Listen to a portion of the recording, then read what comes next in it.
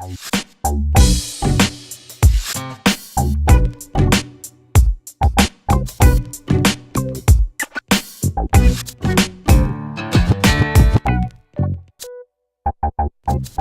thanks everyone for coming. We're very happy to finally announce that we've got our head coach for the coming 2 seasons of the new Townsville Crocodiles, Shawn Dennis, who's been involved with the Perth Wildcats over the last number of years as an assistant coach under one of the better coaches in the competition. Has agreed to terms and will be coaching the team over the next couple of years. Shawn brings with him a lot of experience in different levels of the game, different leagues, and we feel that he's the perfect candidate to help rebuild this team and get it back to the point where it's competing for a championship again. So we're very happy with our appointment. We did quite a lot of research into it. It wasn't something that we rushed into, as you guys well know. You've been chomping at the bit for an answer from us. But we felt like we had to do all the necessary research to make sure that we got the best candidate for our first coach of the new team. I guess you had said that it would be a coach that would be able to embrace the community focus. What is it about Shawn that ticked that box for you? Yeah, look, Shawn has come from a program over in Perth where their involvement in the community is probably second to none in this country. They spend a lot of the time out amongst the people and with their sponsors and their supporters and just in the general public. So he's fully aware of what sort of interaction is necessary, and especially being a community-based team now, where that emphasis is even greater. So Shawn has also been involved in Townsville basketball before, in the late 90s, early 90s. Such a long time ago. But he's been involved in Townsville, knows the city, knows the public, knows the mindset up here and how community focused everybody is, and he's very keen to get involved in that. It's someone you're familiar with from your days at Newcastle, I understand. Did that come into play in the signings at all? It came into my involvement with Shawn some 15 years ago. Came into it in the fact that I had an idea of what sort of person he was. Newcastle back then was his first appointment as a head coach, and if you were asking yourself, he would say that he wasn't quite ready. We had a pretty ordinary season, but that was due to a number of different factors. But what I garnered from that experience with Shawn was the type of person he was, and his ability to communicate with the players. And I thought that was a really good starting point. And then from that, we fleshed out the rest of his resume and found out what he did over the last few years. So, he ticks a lot of boxes for us. He's developed a program over in New Zealand, which is now one of the better teams in their competition over there. He built that virtually from the ground up.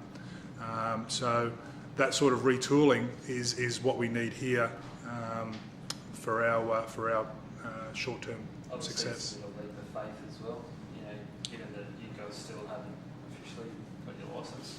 Yeah, look, we've been very honest with Shawn, and he knows exactly where we're up to as far as that's concerned. But he's extremely confident in our position and where we're heading. That certainly hasn't ever been a factor in his discussions with us. He's thrilled. He can't wait to get here. He's getting married shortly, and then he'll be over here to help set everything up. You said last week you played a bit of a role in the signings of your other players in choosing them to agree to terms. Has he sort of been playing a more role, being in contact with you, letting you know what he sort of has, ideas he has, and that kind of stuff? Yeah, definitely. I've been in contact with Shawn, probably more so than the other guys involved with the committee, in regards to the playing personnel, and we're in contact daily. And he's throwing around ideas, looking at lists, putting lists together, as I am, and we're certainly bouncing ideas off each other. And that's our next priority, is to round out our coaching staff and also to fill out our playing roster. Have you got a time frame for that? A deadline? For having all those decisions made and locked in? No, it's something that you can't really put a deadline on.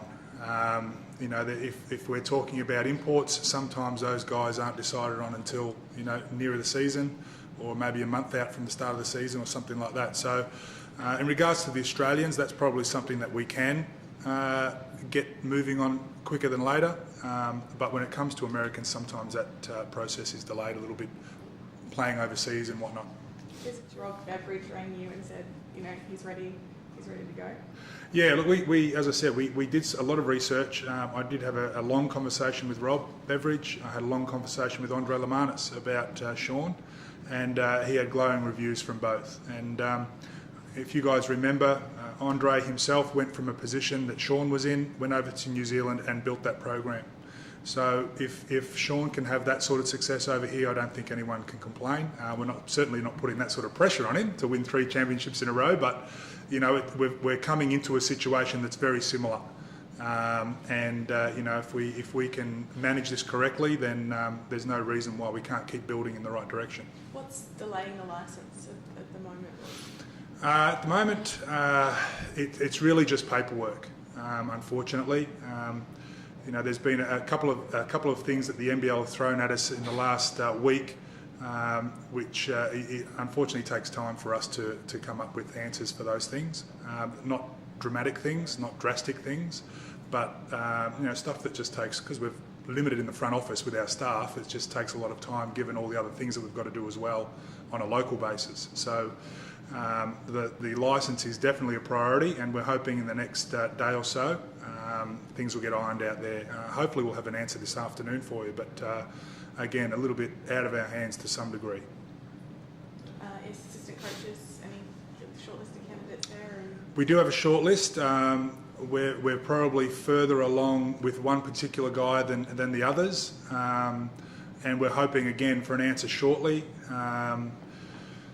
We can't push things too hard because there are families involved in this sort of thing, so people have to make decisions on their own lives, and I think that the type of people that we're looking at, again, it's about the quality of person, what they can bring to our development program, what they can bring to the team, work ethic. All these sorts of things are very high priorities.